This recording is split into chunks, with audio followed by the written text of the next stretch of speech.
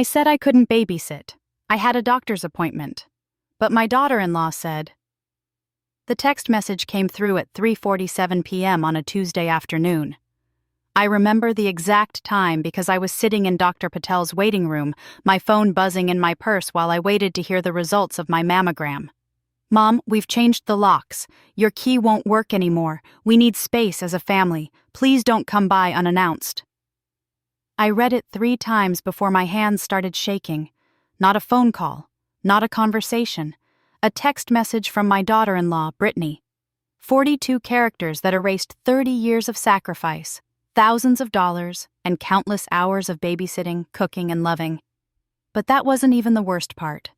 The worst part came 2 days later, when I drove to the house anyway, the house I had put $87,000 down on, the house that wouldn't exist without my life savings, and found myself standing on the porch like a stranger while my son Trevor looked at me through the window and simply turned away.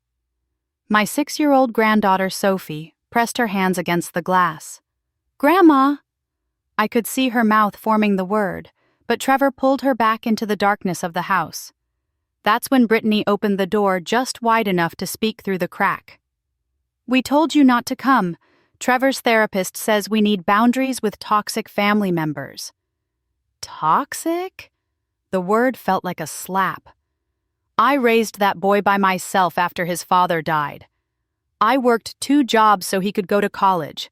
I gave you the down payment on this house. "That was your choice," Brittany said, her voice flat and rehearsed.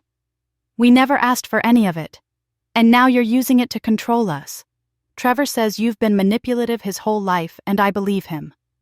I want to talk to my son. He doesn't want to talk to you. You embarrassed him at Sophie's birthday party, criticizing how we parent.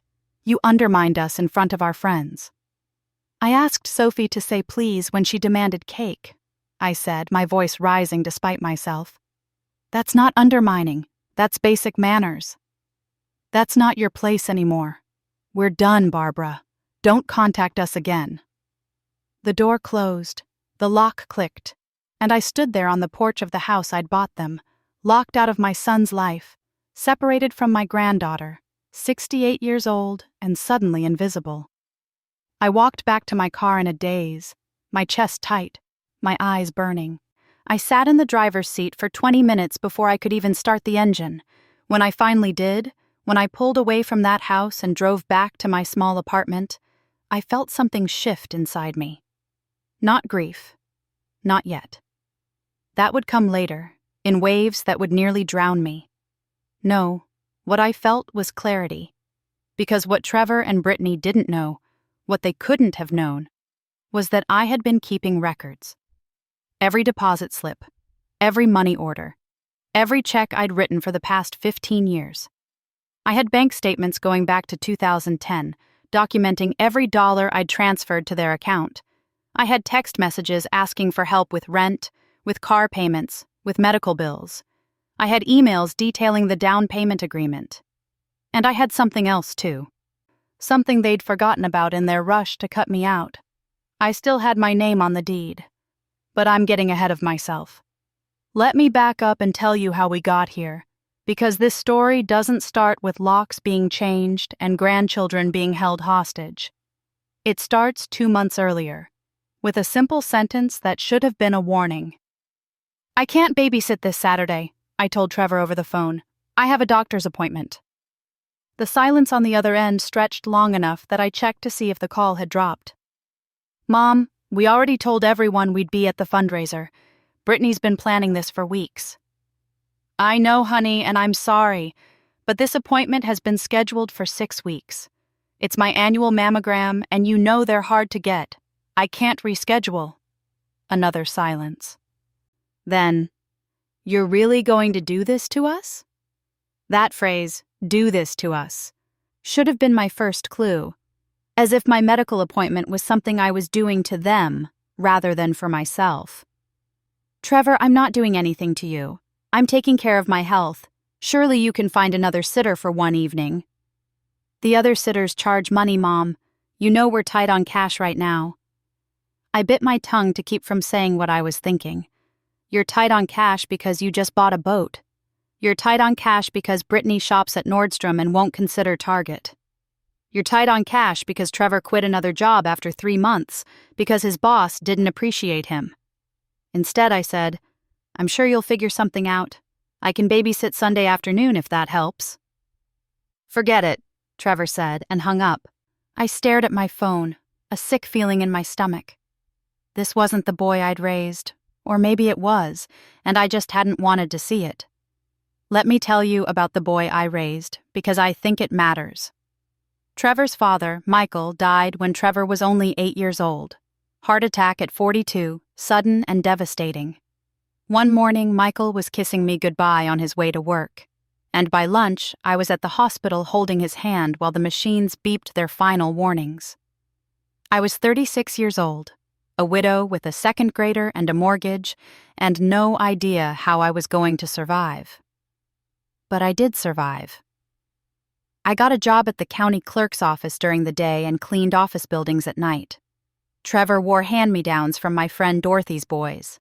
We ate a lot of spaghetti and casseroles, but he always had clean clothes, help with his homework, and a mother who showed up to every school event, even if I was half asleep during the performance. I saved every penny I could. When Trevor wanted to join the soccer team, I picked up extra cleaning shifts to pay the fees. When he decided he wanted to go to State University, I took out loans and worked overtime. When he graduated and needed help with his first apartment, I gave him $3,000 from my emergency fund. I never kept score. He was my son. That's what mothers do. He met Brittany his senior year of college. She was pretty, confident, came from money. Her father owned a chain of dental offices across 3 states. I tried to like her. I really did. But there was something about the way she looked at my small apartment, my second-hand furniture, my clearance rack clothes. Like I was a problem to be managed rather than a person to be welcomed. They married 2 years later. I wasn't involved in much of the planning. Brittany's mother handled everything. But I wrote a check for $5,000 toward the wedding. Brittany thanked me with the enthusiasm of someone receiving a grocery store gift card. The real trouble started when Sophie was born. Suddenly I was useful again. Brittany needed a babysitter she could trust, someone who wouldn't charge, someone who could drop everything on short notice. And I did. I rearranged my schedule, used my vacation days, gave up my book club and my Tuesday evening yoga class. When Sophie was colicky, I rocked her for hours while Trevor and Brittany went to dinner.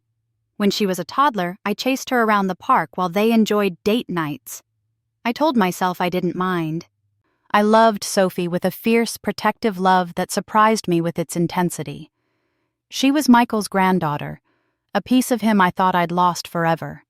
She had his dark curls and his easy laugh. But somewhere along the way, the requests became demands. The gratitude became expectation. And I became not a beloved grandmother, but free labor. The day after Trevor hung up on me, Brittany posted on Facebook. So disappointed in people who claim to love you but can't be bothered to help when you actually need them. Family is supposed to be there for each other. Guess some people only care about themselves. She didn't name me. She didn't have to.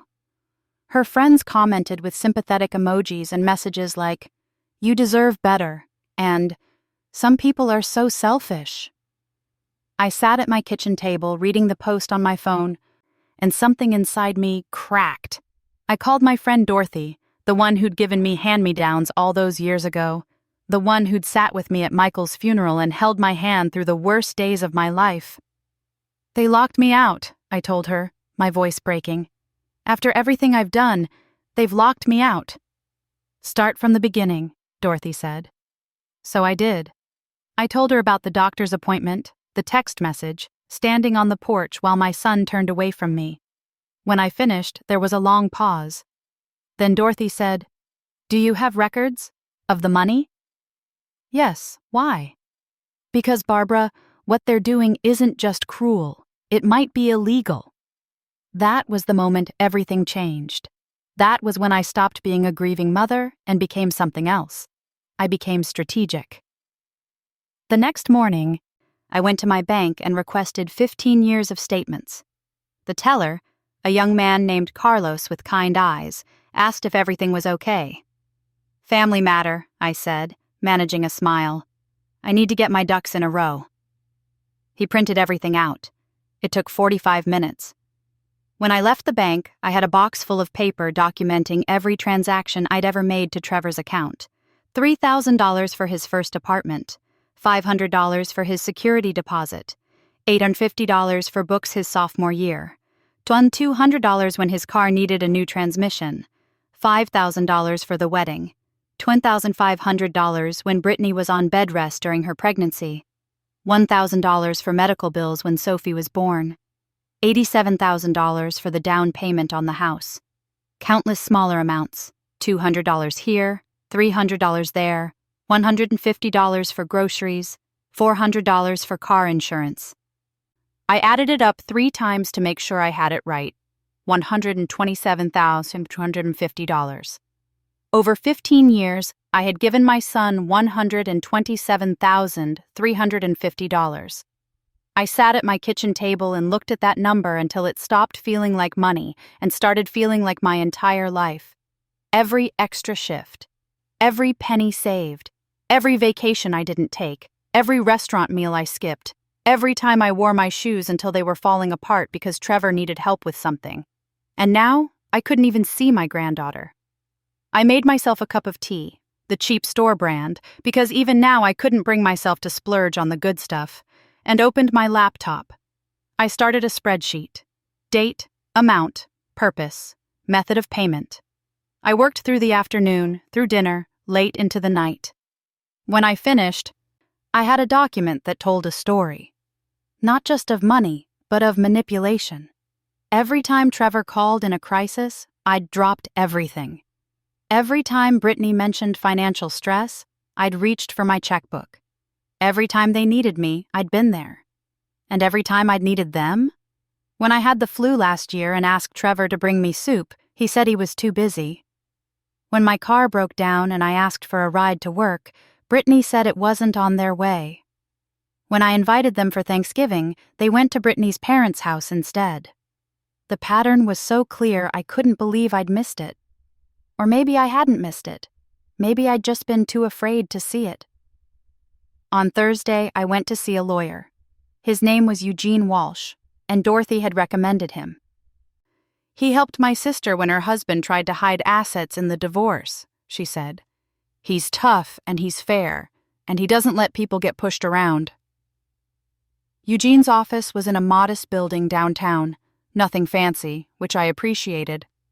A man in his 60s with gray hair and sharp eyes, he listened while I explained the situation, occasionally making notes on a yellow legal pad. When I finished, he sat back in his chair. "Do you have documentation?" I pulled out my folder. "Every penny." He spent 20 minutes reviewing my statements, occasionally asking questions. Finally, he looked up at me. "Mrs. Harrison, I have good news and bad news. The good news is that you have a strong case for financial recovery. The bad news is that suing your own son is going to be emotionally devastating. And there's no guarantee the relationship will survive it." "The relationship is already dead," I said. "They changed the locks." "Even so, once you start legal proceedings, there's no going back. You need to be absolutely certain this is what you want." I thought about Sophie's hands on the window. I thought about Trevor's back as he turned away from me. I thought about Brittany's cold voice. "You're using it to control us." "I'm certain," I said. Eugene nodded. "Then let's talk about the house. You said your name is on the deed?" "Yes. I insisted on it when I gave them the down payment." Brittany was furious, but Trevor convinced her it was just a formality. I told them it was to protect their investment. If something happened to me, the house would pass directly to them. They believed me. "Smart woman," Eugene said. "That means you're a co-owner. They can't just lock you out. Technically, you have every right to enter that property." "I don't want to enter it," I said.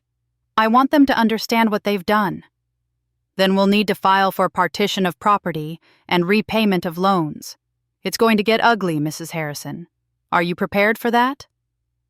I looked at the spreadsheet in my lap, at the years of sacrifice reduced to numbers on a page. I've spent 30 years making sure Trevor had everything he needed. I think it's time I did something for myself. All right then, Eugene said, opening his laptop. Let's get started. The lawsuit was filed on Monday. Eugene had recommended serving Trevor at his workplace to minimize drama, but I overruled him.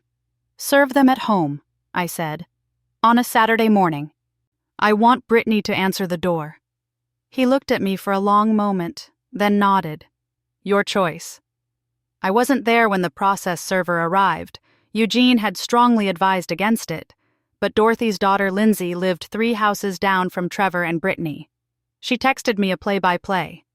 Process server just pulled up. Big guy, very official looking. Brittany answered the door in her bathrobe. She looks confused. She just screamed for Trevor. He's coming to the door. They're reading the papers. Trevor just went white. Brittany is yelling at the process server. He's walking away. She's still yelling. Trevor just got in his car and peeled out. Brittany slammed the door so hard I felt it from here. I sat on my couch, looking at those texts, and felt something I hadn't felt in months. Power. Trevor called me 6 minutes later. I let it go to voicemail. He called again, and again. By the time I checked, I had 11 missed calls and a voicemail so full of profanity that I deleted it after 30 seconds.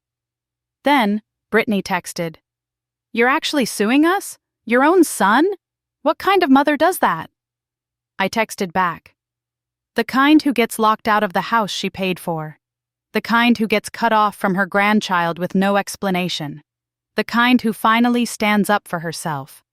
She responded immediately, "You gave us that money. You can't sue us for gifts." "Read the lawsuit," I typed. "My lawyer would be happy to explain it to you. Or you could hire your own lawyer. Oh wait, you can't afford one, can you? Because you've been living off my money for 15 years. I blocked her number before she could respond. Then I blocked Trevor's number too. For the first time in months, I slept through the night. The next week, Eugene called me into his office. They've hired a lawyer. Gerald Hoffman. He's competent but expensive. They must have borrowed money. Probably from Brittany's parents, I said. They never liked me anyway. Hoffman is claiming all the money was gifted, no expectation of repayment. He's got a weak case. Your documentation is too thorough, but he's going to make this as difficult as possible. Let him. There's more, Eugene said, his expression darkening. They've filed a restraining order request. They're claiming you've been harassing them, showing up at the house uninvited, threatening behavior. My stomach dropped. That's not true. I went to the house once after they changed the locks. I didn't threaten anyone. I know, but they're playing the narrative that you're an unstable elderly woman who can't accept boundaries. Hoffman is trying to paint you as the villain here. Can they do that? They can try. We'll fight it in court. But Barbara, you need to prepare yourself. This is going to get nasty. They're going to say things about you, about your parenting, about your mental health. Are you strong enough to handle that? I thought about Michael, dying in that hospital bed. I thought about working 2 jobs on 3 hours of sleep. I thought about raising a son by myself while the world told me I couldn't do it. I'm stronger than they think, I said. The restraining order hearing was scheduled for 3 weeks later. In the meantime, I did something I hadn't done in years. I lived for myself. I went to my book club for the first time in 18 months. The ladies, Dorothy, Helen, Patricia, and Susan, welcomed me back with hugs and questions. I told them everything. They listened with appropriate fury. I never liked that Brittany, Helen said. Too entitled. Trevor always was a little spoiled, Patricia added, then caught herself. I'm sorry, Barbara, I shouldn't. No, you're right, I said. I spoiled him. I wanted him to have everything I didn't. I thought I was being a good mother. I was actually teaching him that he deserved whatever he wanted without having to earn it. You were protecting him, Dorothy said.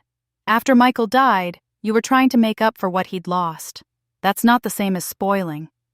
Maybe, I said, but the result is the same. I raised a man who thinks his comfort matters more than his mother's dignity. Susan, who'd been quiet until then, leaned forward. What do you need from us? I need you to be there, I said. At the hearing. I need you to sit behind me so I don't feel alone. We'll be there, Dorothy said immediately. The others nodded, and they were. When I walked into that courtroom on November 3rd, wearing my best dress and my mother's pearl earrings, I saw my friends in the gallery. 5 elderly women who'd seen me through the worst moments of my life, ready to see me through one more. Trevor and Brittany sat with their lawyer on the other side. Brittany wouldn't look at me. Trevor did, once, and I saw something in his eyes that might have been shame, or might have been anger. I couldn't tell anymore. The hearing lasted 90 minutes. Hoffman painted a picture of me as an overbearing mother who couldn't accept that her adult son had his own life. He cited the birthday party incident. Mrs. Harrison publicly criticized the parents in front of their daughter and their friends. He mentioned my unannounced visit to the house. He even pulled up Brittany's Facebook post about toxic family members as evidence of the emotional distress I'd caused. When Eugene stood up, he was calm and methodical. He presented text messages from Trevor asking for money, emails from Brittany requesting babysitting, bank statements showing the money trail. And he presented my medical records showing the doctor's appointment I'd missed years of my own health care to babysit. Your Honor, Eugene said, this is not a case of an overbearing parent. This is a case of a generous woman being exploited by her own family, and when she finally said no to one request, not to stop helping, just to attend a medical appointment, she was cut off completely. The restraining order is not about protection. It's about punishment. The judge, a woman in her 50s named Angela Moore, listened to everything without expression. Then she asked Trevor a question directly. Mr. Harrison, did your mother ever threaten you or your family? Trevor shifted in his seat. Not explicitly, but yes or no, please. No. Did she attempt to force entry into your home? She came to the door. Did she attempt to force entry? No. Did she contact you repeatedly after you asked her to stop? Trevor glanced at Hoffman, who nodded. She texted Brittany after we... Mr. Harrison, according to these phone records, you called your mother 11 times in 6 minutes after being served with a lawsuit. Your wife sent her multiple text messages and your mother responded once and then blocked both of you. Is that correct? Yes, but... I've heard enough, Judge Moore said. The request for a restraining order is denied. This is clearly a family dispute over money and boundaries, not a case requiring court protection. I suggest you all consider mediation. We're adjourned. I walked out of that courtroom with my head high and my friends around me. Behind me, I could hear Brittany crying and Trevor's raised voice arguing with Hoffman. I didn't look back. The lawsuit moved forward. Eugene filed motions. Hoffman filed counter motions. Depositions were scheduled. Through it all, I maintained my routine. I went to work. I attended my book club. I had coffee with Dorothy on Sunday mornings. I started going to therapy to process the grief of losing my son. Because that's what it was. Grief. Trevor was alive, walking around out there somewhere, living in the house I'd helped him buy, raising the granddaughter I'd helped raise. But the son I'd loved, the one I'd believed loved me back, was gone. Maybe he'd never existed at all. In December, 6 weeks after the restraining order hearing, I got a call from an unknown number. I almost didn't answer, but something made me pick up. Grandma? My heart stopped. Sophie?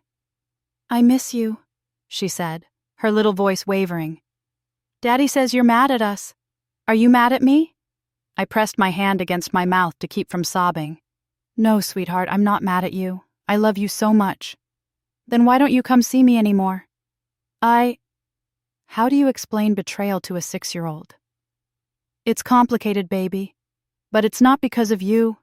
You didn't do anything wrong. Sophie. Hang up right now! Brittany's voice in the background, sharp and panicked. I have to go, Sophie whispered. I love you, Grandma. The line went dead. I sat there holding my phone, tears streaming down my face, and felt my resolve harden into something unbreakable. They could lock me out. They could slander me on social media. They could try to paint me as unstable in court. But they had made one critical mistake. They'd let me hear my granddaughter say she missed me. And now I knew, not suspected but knew, that Sophie was being kept from me against her will. I called Eugene immediately. I want to file for grandparents' rights, I said. That's a separate case, he warned. It's going to cost more money, more time. I don't care. They're keeping her from me, and she wants to see me. I heard it in her voice. All right, Eugene said. I'll start the paperwork. Things moved quickly after that. In January, we went to mediation. Trevor and Brittany sat across from me with their lawyer, and a mediator, a patient woman named Dr. Patricia Chen, tried to find common ground. Mrs. Harrison, what do you hope to achieve here? Dr. Chen asked. I want repayment of the loans I gave them. I want my name removed from the house deed so I have no further legal obligation. And I want reasonable access to my granddaughter. Those were gifts, Brittany said immediately. You can't just... Let's look at the documentation, Dr. Chen said gently. Mrs. Harrison, you have these amounts listed as loans. Do you have any written agreements? Some of them, yes. I pulled out a folder. The down payment on the house was explicitly documented. I have an email from Trevor saying, Mom, I promise we'll pay you back once we're on our feet. I have a text from Brittany asking to borrow money for medical bills. These weren't gifts. They were loans that were never repaid. Trevor looked at the table. Brittany's face was red. And the smaller amounts? Dr. Chen asked. I'm willing to call those gifts, I said. The $200 for groceries here and there, the $150 for gas, things like that. But the large sums, the down payment, the wedding money, the medical bills, those were loans. They said they'd pay me back. They never did. We went back and forth for 3 hours. Finally, Hoffman suggested a settlement. Trevor and Brittany would refinance the house, removing my name from the deed and paying me back $60,000, just over half of what I'd given them. That's not enough, I said. It's what they can afford, Hoffman said. The house is only worth $340,000 in this market. They owe $180,000 on the mortgage. If they refinance to buy you out and pay you back, they'll be underwater. That's not my problem, I said. They should have thought about that before they locked me out. Mrs. Harrison, Dr. Chen said gently, if we can't reach an agreement today, this goes to trial. That could take another year. More legal fees for everyone, more stress. Is that really what you want? I looked at Trevor, really looked at him. He'd gained weight, I noticed. There were dark circles under his eyes. He looked older than 33, worn down and tired. For just a moment, I felt sorry for him. Then I remembered standing on that porch, watching him turn away from me while my granddaughter cried my name. No, I said. I want what I'm owed. Either they pay me back the full amount, or we go to trial. Brittany started crying.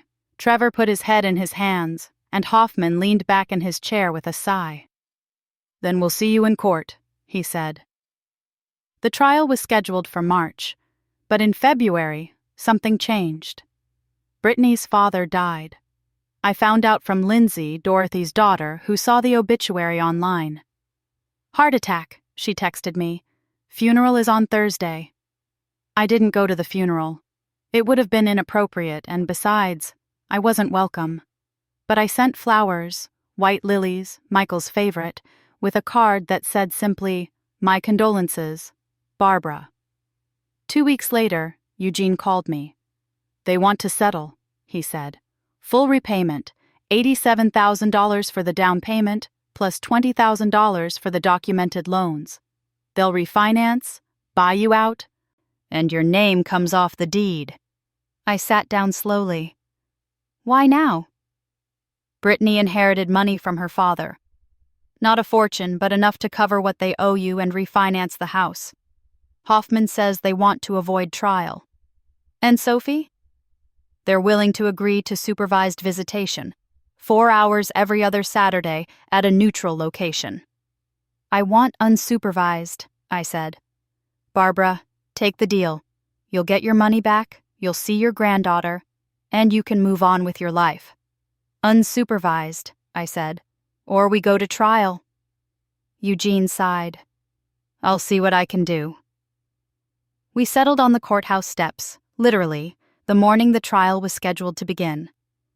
Unsupervised visitation, 6 hours every other Saturday, with me picking Sophie up from school. Full repayment of $107,000, the documented loans plus interest. My name removed from the deed. I signed the papers with a steady hand. Trevor wouldn't look at me. Brittany signed with tears running down her face, smudging her makeup. I hope you're happy, she said as we finished.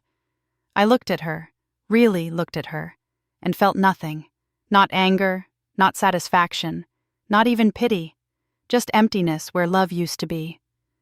I'm not happy, I said, but I'm free. That was 4 months ago. Today, Sophie is sitting at my kitchen table eating pancakes, the chocolate chip kind she loves, and telling me about 2nd grade. She comes every other Saturday now, and sometimes Wednesday afternoons when school lets out early. Trevor drops her off without coming inside. We don't speak. The money came through last month. $107,000 deposited directly into my account. I stared at that number for a long time, remembering how long it took me to save it, how quickly I gave it away, how hard I fought to get it back. I used $15,000 to pay off my car.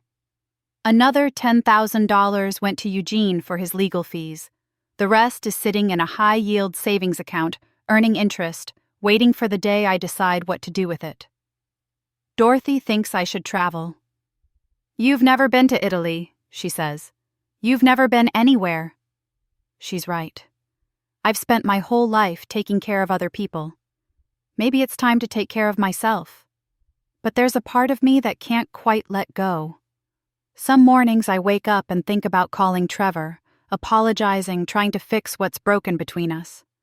Then I remember standing on that porch. I remember my granddaughter's hands on the window. I remember being called toxic by people I'd sacrificed everything for. And I remember something else too. Something Dr. Patricia Chen said during our mediation. Sometimes loving someone means letting them experience the consequences of their choices. Sometimes the kindest thing you can do is stop protecting them from their own mistakes. Trevor is learning to live without my safety net. He's learning that actions have consequences. That you can't treat people like servants and expect them to keep serving. That family is not a word you get to weaponize when it's convenient and dismiss when it's not. I don't know if he'll ever understand what he did to me. I don't know if he'll ever apologize, or if I'd even accept the apology if he did. Some betrayals cut too deep to heal completely. But I know this. I stood up for myself. I fought back when it would have been easier to accept their rejection and fade quietly into the background. I proved that being elderly doesn't mean being powerless, and being a mother doesn't mean being a doormat. Sophie asks me sometimes why she can't sleep over anymore, why Daddy drops her off without coming in, why Mommy cries when she packs Sophie's backpack for our visits. Grown-ups don't always agree, I tell her, which is true enough. But that doesn't change how much I love you. Do you still love Daddy? She asked me last week. I thought about that for a long time before answering. I love who he used to be, I said finally. And I love the man I hope he'll become. But the person he is right now? That's harder. She nodded, satisfied with that answer in the way only children can be, and went back to her pancakes. Now she's asking if we can go to the park, and I'm saying yes because I can. Because my Saturday isn't spent cooking elaborate dinners for people who won't thank me. Because I'm not rushing to babysit while Trevor and Brittany enjoy another date night on my dime. Because I fought for the right to have this simple morning with my granddaughter, and I won. The money is back in my account. My name is off that deed. My self-respect has been restored, even if my relationship with my son has not. Some people think I should have forgiven them. Some think family is forever, no matter what. My neighbor, Mrs. Henderson, told me I'm bitter, and that life is too short for lawsuits. But I think about all those years I spent saying yes when I wanted to say no. All those times I put their needs above my own health, my own finances, my own happiness. All those moments I swallowed my hurt and my disappointment because I didn't want to rock the boat. And I think, maybe life is too short to let people treat you like you're disposable. Would you have forgiven them? Or would you have stood your ground like I did? Sometimes I wonder if younger people understand what it's like to be treated as invisible in your own family. To become nothing more than a resource to be extracted, a convenience to be discarded when you're no longer useful.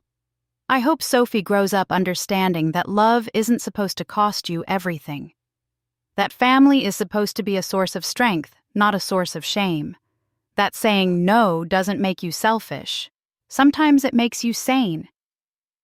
Trevor and Brittany taught me that lesson, though I don't think they meant to.